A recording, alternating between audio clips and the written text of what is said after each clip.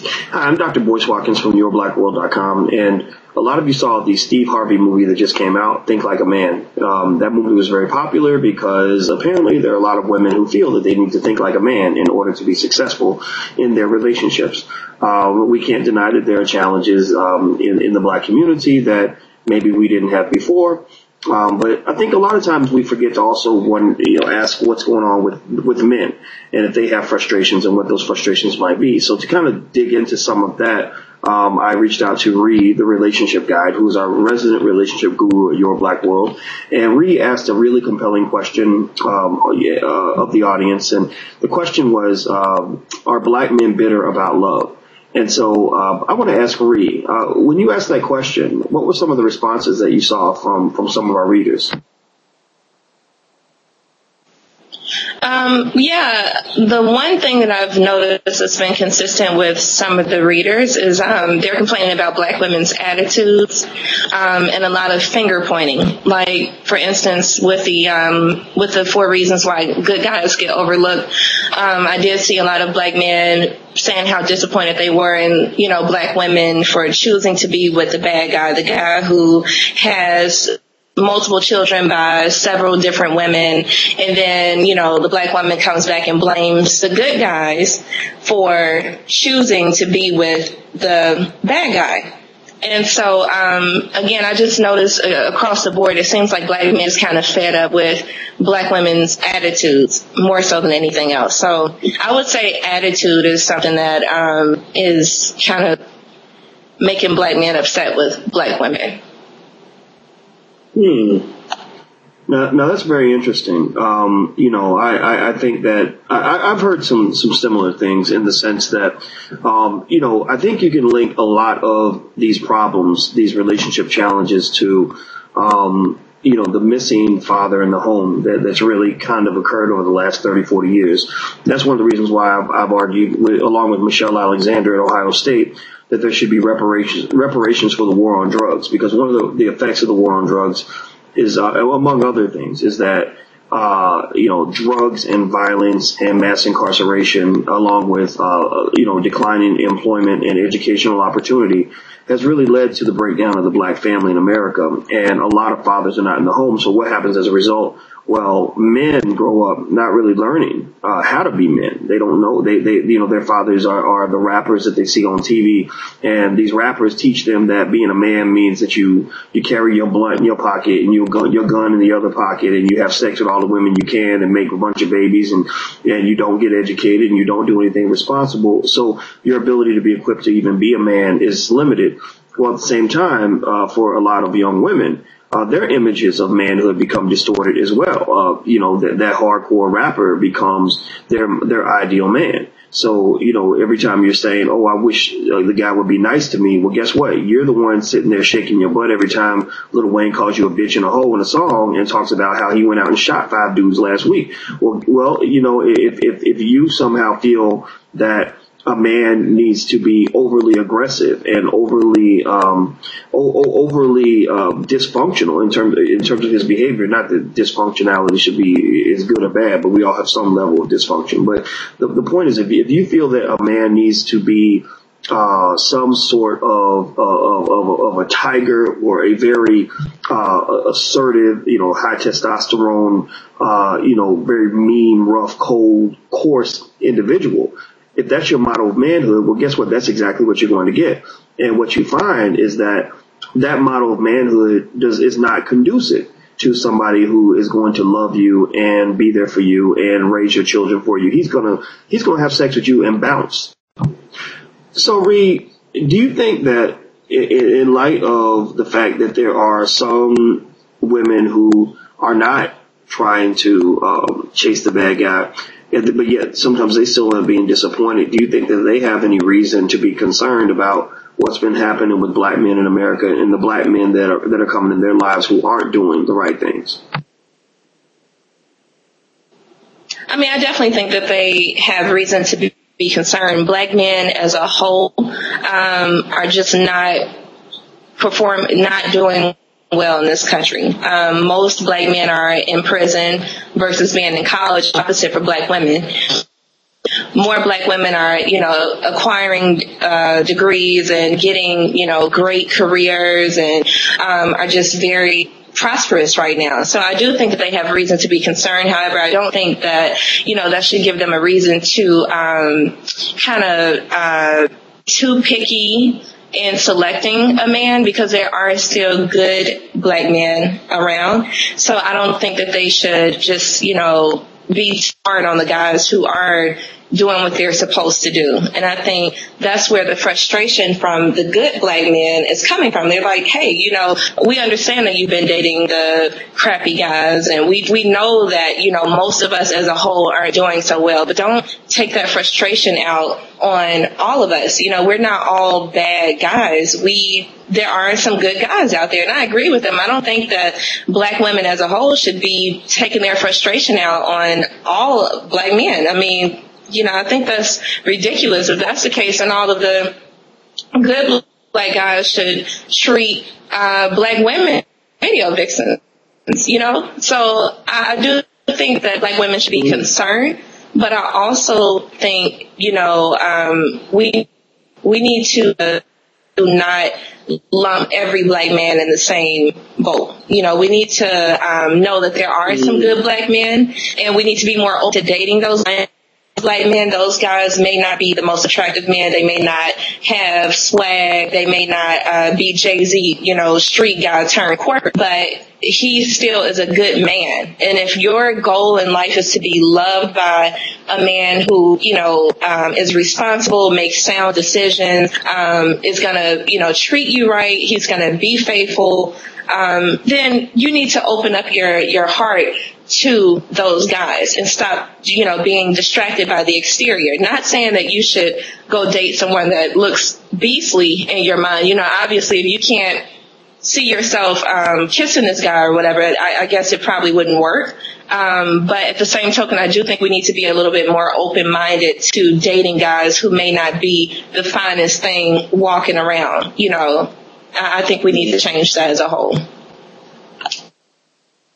Well, that's a very interesting point that you make, because, I do know of a woman who told me that, she's in her early 40s and she's very attractive, and she has no problem meeting men. But I remember she told me that she had a list of 30 things that she wanted a man to have, in order to, possibly be her mate. And I said, well, does a man have to match all 30 things? She said, no, but he has to hit at least 26.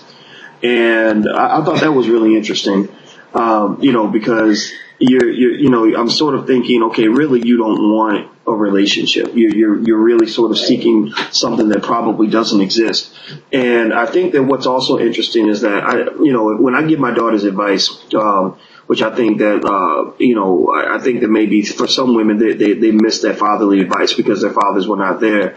But when I give them advice, I tell them that, you have to be careful as a woman about making sure that your choices are consistent with what you're seeking.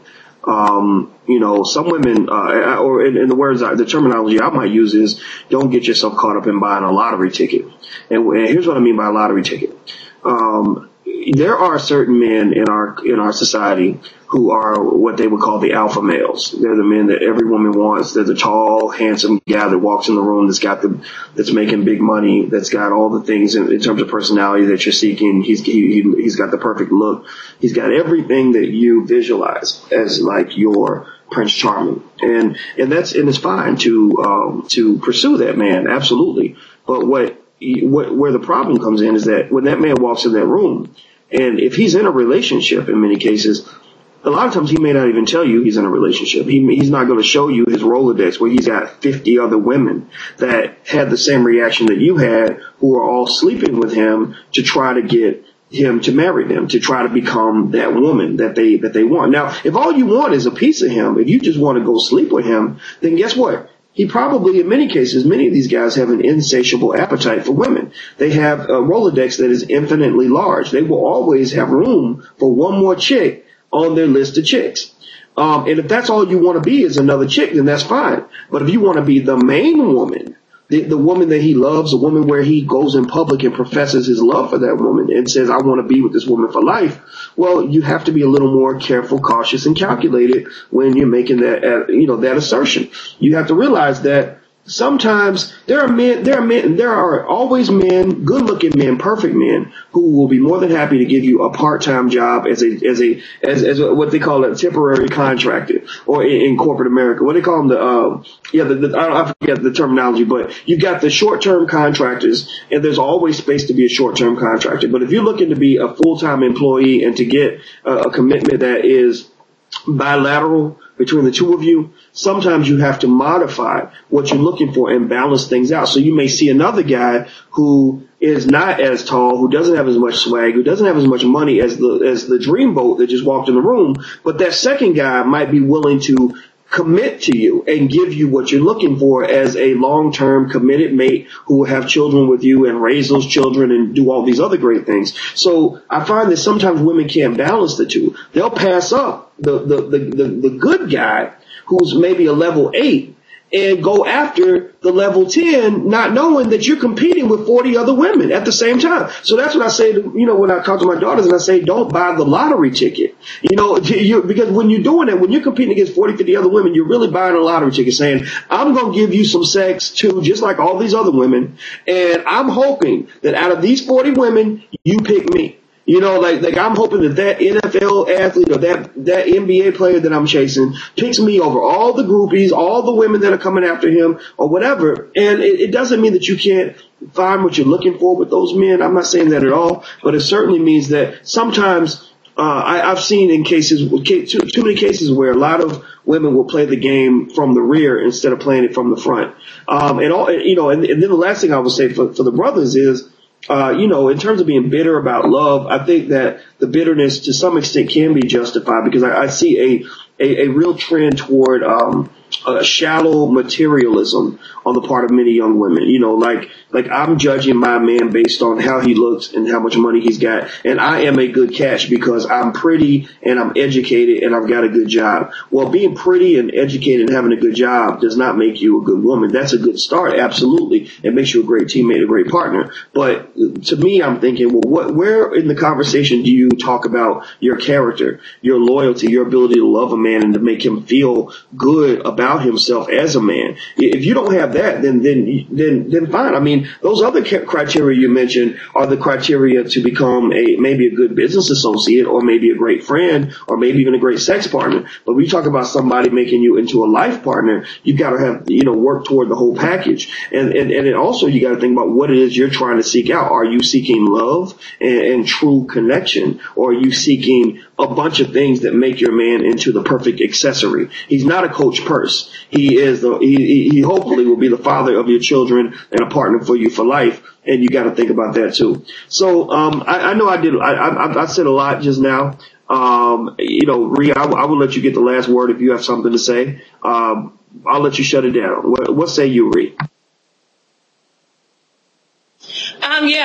Basically going back to what I said a little earlier, I do think that Black women, we need to be a little bit more open-minded. How many times have I heard, I want a Jay-Z? Well, you know what? I need for us to stop vicariously living through Beyonce and Jay-Z. It's not going to happen. Point blank.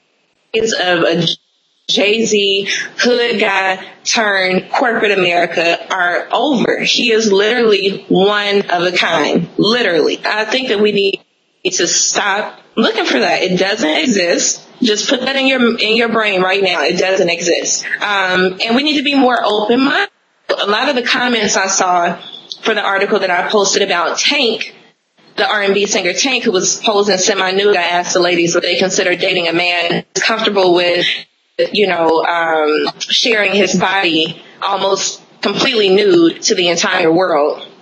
And I saw a lot of women, I can't date him, he's short, he's not my type, he's too little. And so that kind of takes me back to what I'm saying about being minded. Am I saying that you should go look for the most unattractive guy to date? I'm not, but I'm also not saying that you should rule that man out. I do believe that we minded. Some of the shallow things that these shallow barriers that we put up around ourselves, that's why we can't, form a relationship. We have got to let some of these barriers down, some of the shallow barriers. Now, in terms of, a man that will respect you, a man who, who is responsible, who makes good decisions, obviously you don't want to compromise on that. But a man's height, a man's attire, those things you can change those things. I mean, looks over a period of time change. So it's very frustrating even for me, even though I'm not dating women, but being a woman and listening to other women, just basically chop down good men strictly off of their looks, things that are going to change over time anyway, or things that woman herself can help, craft once she and the guy get in a relationship. It kind of frustrates me that we knock out some good guys, and then we get frustrated when those same good men then go and date someone of another ethnicity. I almost cannot blame black men. I almost can't blame them, but this is why I think this conversation is good, because we need to talk about this. I don't think anyone's talking about it. We're all just kind of tiptoeing around the discussion, and we need to talk about it. And so I'm going to leave with that. I want my ladies out there to be more open-minded. Let go of some of those shallow barriers. Oh, he has to be 6 feet tall with hazel eyes and beautiful dreadlocks. We have got to let that stuff go. You're not going to find every single thing that you're looking for in your husband. You're not. It's just life. You're not going to get exactly what you want. But I guarantee you, if you give that guy a chance, a guy who isn't 6 feet taller, who doesn't have great dreads or hazel eyes, but he treats you with the utmost respect and treats you like a queen, like you're supposed to be treated, I guarantee you those attributes that he's going to bring to the table are going to outweigh his height, his eye color, and his hair. So I want us to be more open-minded. And that's all. I'm leaving the ladies with that. Let's be more open-minded. Don't chop off the good guy and knock down some of those shallow barriers that are keeping us from being with a good man.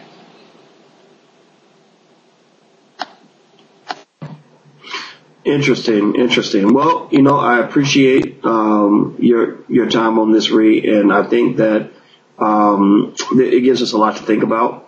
My argument is that that being a good person, I think for men, I encourage them to understand what it means to be a man. A man keeps his word. A man tries his best to be honorable. You try to be strong and responsible and supportive of other people. If you meet a good woman, you should treat her well. And if you meet a bad woman, you should kick it to the curb. And what I say to women is what I say to my daughters. Focus as much on your inner beauty as you do on your outer beauty, and don't think of your man as a coach purse. A man is not an accessory. He is a person that is meant to be a life partner and somebody who's supposed to enhance your life in a multitude of ways, who's eventually supposed to become a part of your family, who's going to raise your children, and all these other things. And you got to process all that before you even agree to go on a date with that guy or sleep with that guy. Because you sleep with the wrong man, have a baby with the wrong man, I don't want to hear you complaining about how your baby daddy ain't treating you right because you knew he was a dog when you met him. So there you go. That's the bottom line. So thank you very much. And thank you all for checking us out at yourblackworld.com. And until we meet again, please stay strong, be blessed, and be educated. We are gone. Peace.